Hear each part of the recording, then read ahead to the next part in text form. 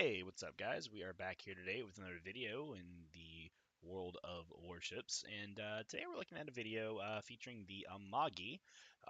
It's going to be more of a video, though, dealing with crappy matchmaking in this game, because matchmaking could be better in this game, and specifically the one we're looking at right here, which is us playing a Tier 8, and if you play Tier 8 in this game a lot, you're going to see a lot of Tier 10 matchmaking, and on top of that, Wargaming still hasn't bothered to fix the issue of putting double aircraft carriers on each team.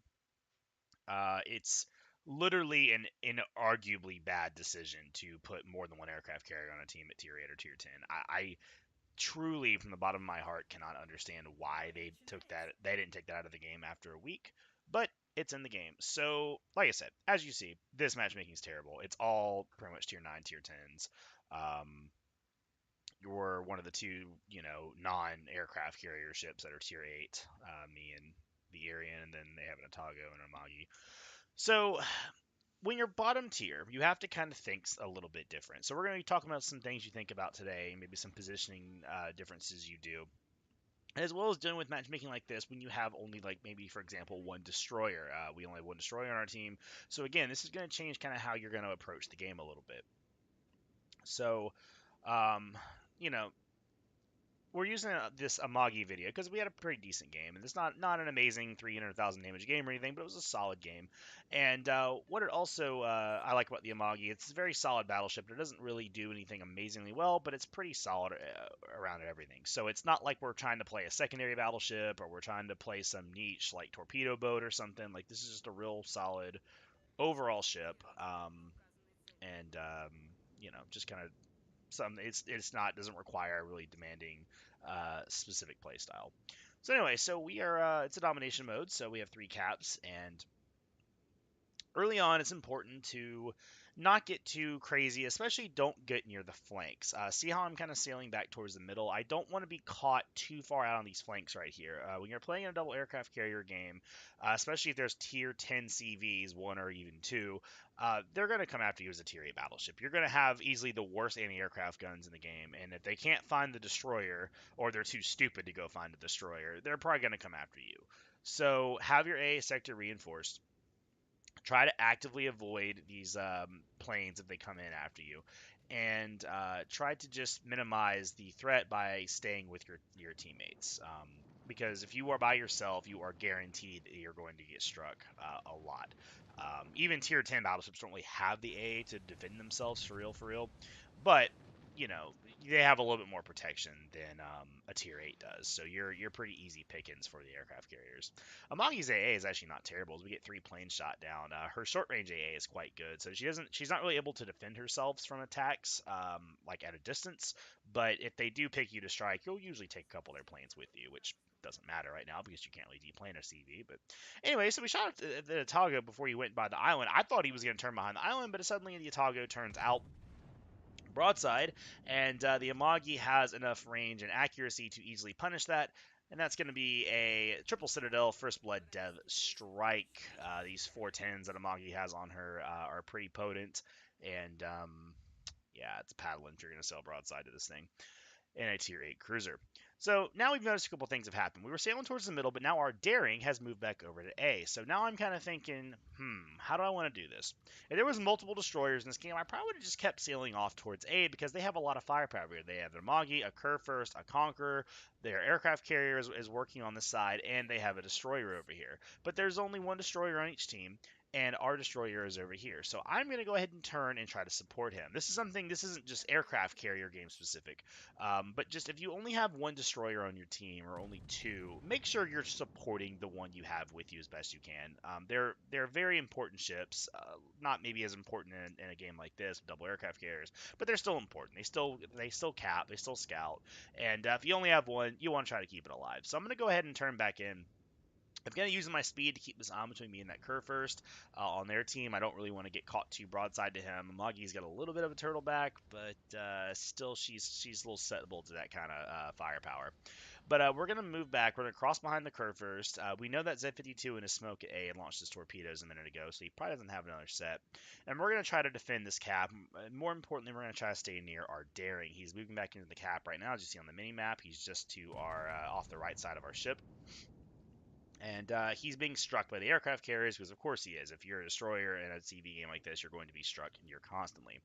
We don't really have the AA to like completely shield his daring from fire, but we can certainly try to help him. I mean, there's no reason not to. But we're kiting away though. Notice how I turn towards this cap and I'm already moving away. I don't really want to per se push the cap because that's suicide. It's conquer, a curve first, and a Amagi and a Z52. I mean, that's three tier 10s and a tier 8 battles.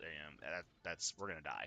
So we're gonna kite away, but we're gonna put ourselves in a position where we're angled, but we can still shoot back and try to harass the enemy team. We're gonna try to push the Z52 out so we can't help finish off our daring. We're going to, you know, try to keep ourselves angled where our AA sector is reinforced and we can help our help provide AA cover. We're shooting down planes. I mean, we shot down 5 planes that were trying to strike the daring. So I mean, it's not like we're not doing anything. Those planes. If we're not there to shoot them down, they probably get to loop around and make a full second strike on him versus just the one strike and then he losing a couple planes. So being somewhat useful. We're taking another shot at the Z-52s because he's a destroyer. He's the only one in the game, so it's probably worth shooting at him some more. But again, our thought process has to keep changing to what's going on in the game. So it looks like our team has a lot of people around Bravo. It looks like both teams did the thing at Charlie where they sail behind the objective and fight over there because people just love to do that. I don't know why.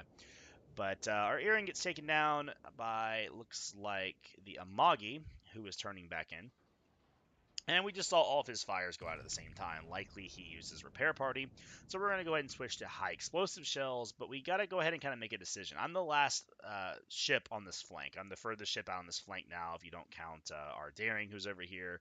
And I don't want to be on this flank anymore. My team is moving from B towards A to kind of help reinforce this. So I want to move towards them. I want to stay near them for AA support. And I also want to make sure that I'm not, being the furthest ship out on the flank, just because like I said, tier 8, that's not something you're willing to do. If I was in like a Republic or something that really could take care of itself, maybe I would consider trying to push this flank and maybe get around them and finish off the ship over here. But I'm not super interested. I kind of make a bit of a play mistake here. I turned like I was going to turn, this way, the way I was just turning my ship to the right, or to the left as we're looking at it to the right now. But then I remember that Z-52 is out there. He had sailed over towards the border, so he's kind of somewhere near that Conqueror and the Amagi. Z-52 has pretty good long-range torpedoes, and I'm not really interested in trying to eat a big wave of those. We don't know how close this guy is because we're being spotted. He does finally pop up at 16 kilometers, so I probably could have made that turn safely, but at the time I didn't know. So just kind of thinking, hey, there's only one destroyer over here. He's probably somewhere near that border, near the 9 or the 1 or 2 line. Just not really interested in making that turn. I'll play it safe and turn away. So again, trying to remember, what's going on in the game and, all that. So we try to finish off the Amagi. We shoot him at pretty good range and we bracket his ship at 18 kilometers, which is unfortunate. And he's going to, of course, return his salvo and he gets a pin for 4,100 damage. But anyway, we're moving back towards our team. We're moving towards that cluster of ships at Bravo. We don't really want to fight a Conqueror by ourselves over here. Our Daring is almost dead, despite our efforts to help him out. Being one destroyer in a double aircraft carrier game, I mean, you're going to die. I mean, they're going to click you. Anytime you come out of your smoke or do anything, you're going to get clicked on until you die. But the Daring did get A for us. He managed to help chase that Conqueror and Z-52 out of the cap, at least for a little while, and managed to get A. We're probably going to get B soon. It looks like our team is actually securing C. So this game is actually looking pretty well. The enemy team is not pushing too heavy, but it looks like this Conqueror is going to start moving in. We know the Z-52 is probably going to come back soon, so we're definitely trying to get back to our team and maybe not be too far out here by ourselves. Izmo is pushing over this way, so we're going to go ahead and move towards him. Lexington strikes us. Not a lot we can do here. Amagi does have a very good torpedo belt, so we're only going to take about 9,000 damage, and some of that's repairable, so not the end of the world by any means. But we're going to try to we're going to try to move towards the center of the map, but we're going to try to keep our guns focused over here at A. We're gonna get a shot of that Conqueror. He's nose in. I mean, there's really nothing you can do to a Conqueror in this game. I mean, unless you're an HE spammer that can just melt him. as a battleship, if he's nose in, he's still got 32 millimeter armor, which means you can't overpin his, or overmatch his armor in this thing. I could shoot HE at him, which I'm going to try here, but he has the super heal. He can just print a new ship if you set him on fire. But we still want to try to dissuade this guy the best we can.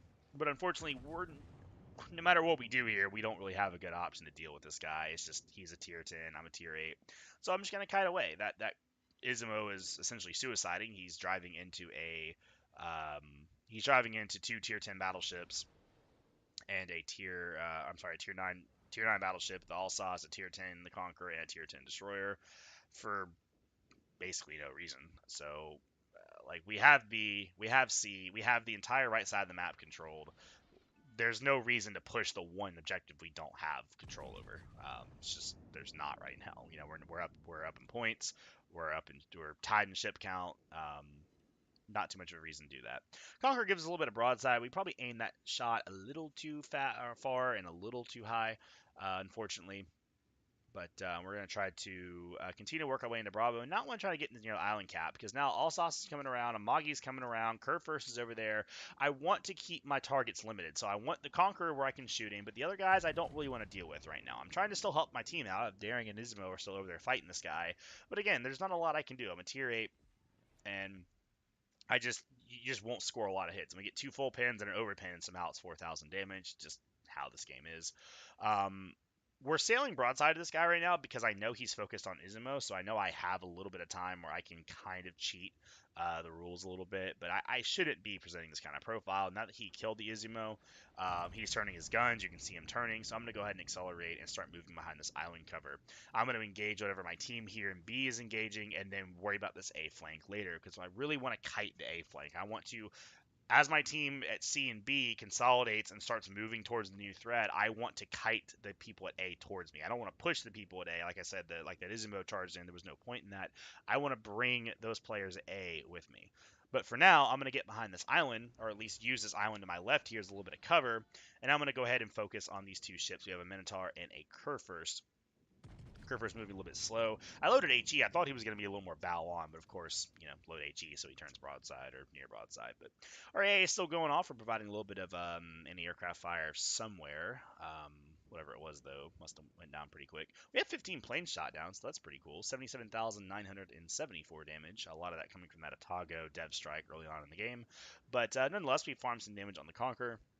And those are some Conqueror shells there, but we're kind of actively turning because my goal still is to kite away. I don't really want to turn completely and go into Bravo because then I'm sort of trapped. If I turned left and I went into Bravo, that push coming around A would then kind of have me trapped. I'd have to either drive through into their spawn or something like that. I don't really want that to happen. I want to be able to still shoot these ships, and I want to also kind of sort of protect my aircraft carriers. So I'm going to go ahead and turn my guns. I'm going to reinforce my other side of my ship's AA sector. You'll see it down there in a second. It'll switch. And then I'm going to go ahead and, again, I'm going to try to kite this enemy team because we're up in points, and it looks like we're up maybe one ship, or no, we're tied in ships. So this game is actually a lot closer than it looks. The only thing we used to have a significant advantage on is map control. But we know that all the surface ship threat that is left is pretty much right here off the starboard side or right side of our ship. So we're going to go and continue to kite these guys. We're going to eat some damage here from, it looks like the Alsace, about 11,000 damage.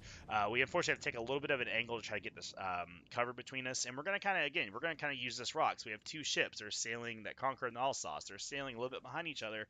So I'm going to kind of tighten up my angle. I'm going to go ahead and turn away a little bit more. And I want to have it so where I only have like one ship that can see me while I'm engaging it. You see how I'm kind of like turning away? Well, Conqueror winds up dying to the Yamato, which is really nice. So I can kind of open up my angle a little bit.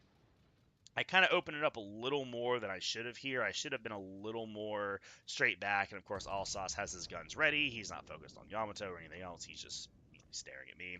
And he is rewarded with a 15,000 damage salvo. But luckily for us, Amagi has a turtleback armor scheme, meaning that pins like that at that range usually don't citadel you. They usually will just do a lot of white damage like we just saw there. So kind of a chunky bit of damage, but nothing we can't heal back up.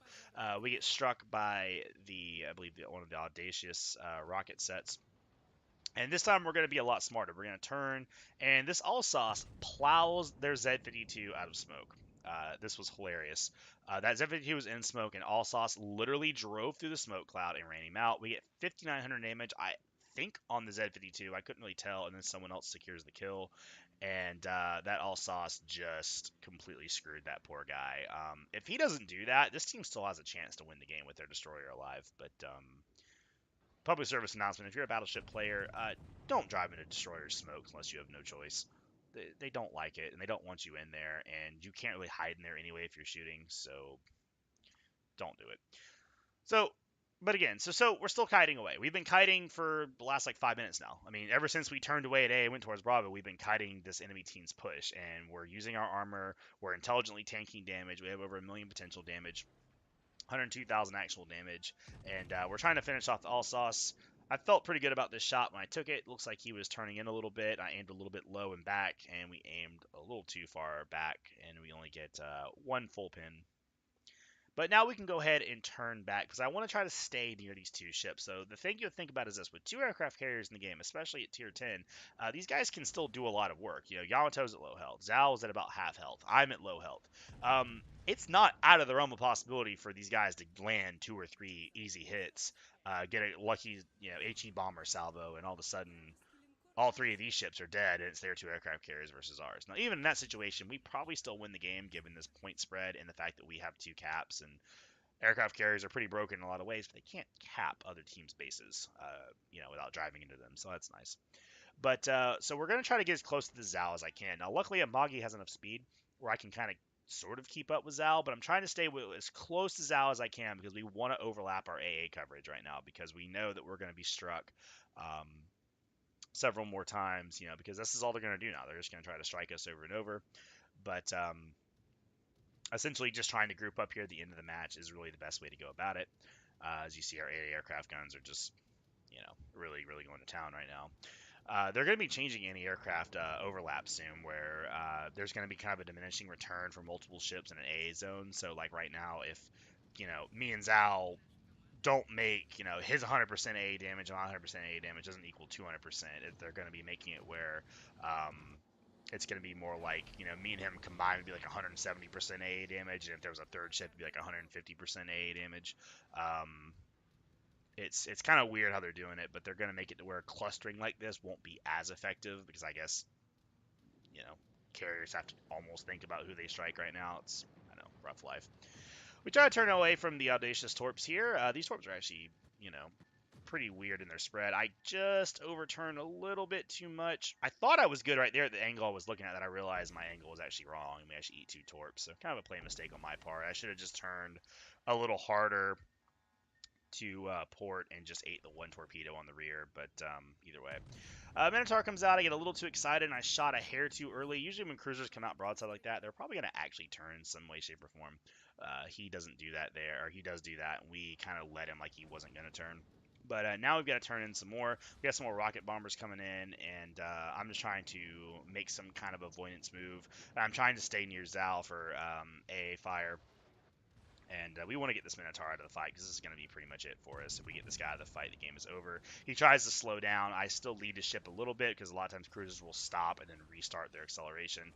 It doesn't work out for him. 10 guns, one of them's going to find him, and he gets taken down. And that, my friends, is about it. The rest of this game is me just driving around. We get a couple more planes shot down. We wind up with like 20-something planes shot down. We wind up with 110,176 damage.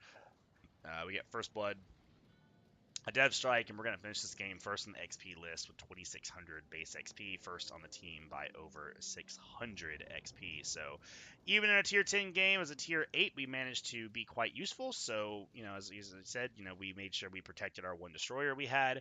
We tried to stay near our allies, not like trading paint with our allies, but stay near allies. Don't run off on your own too much, especially in a low tier battleship and versus tier 10 aircraft carriers.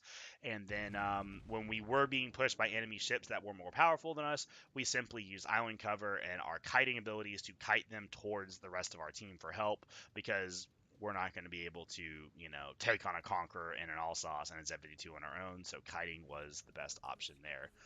No shame in running if it gets you the win. So anyway, guys, that's what I got for you today. Thanks for watching, and have a good one.